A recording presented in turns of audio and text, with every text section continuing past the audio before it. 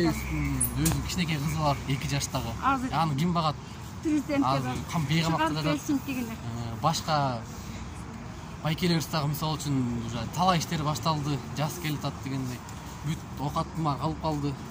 Өзүңө кымбатчылык болот, мамлекетте көрүп атасың.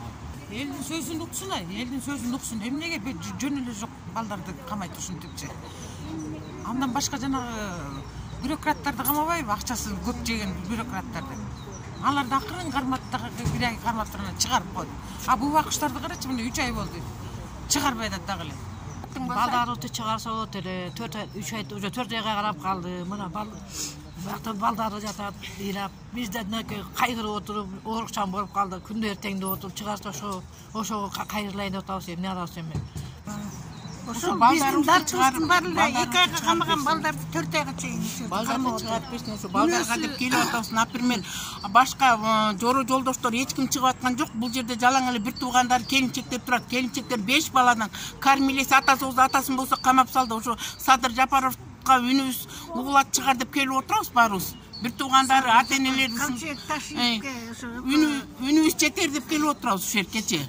Адамдарыңыздар келбеди. Адамдарыңыздар келбеди. Турасың коридордо эле.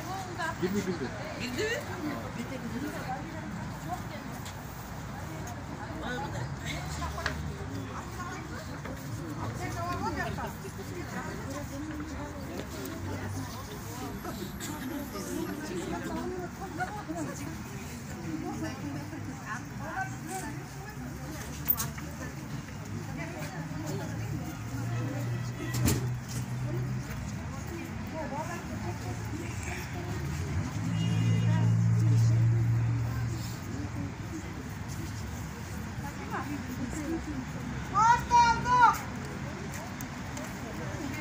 Жалаң карапайым апалар, кыздар, балдар, кичинекей окуучулар.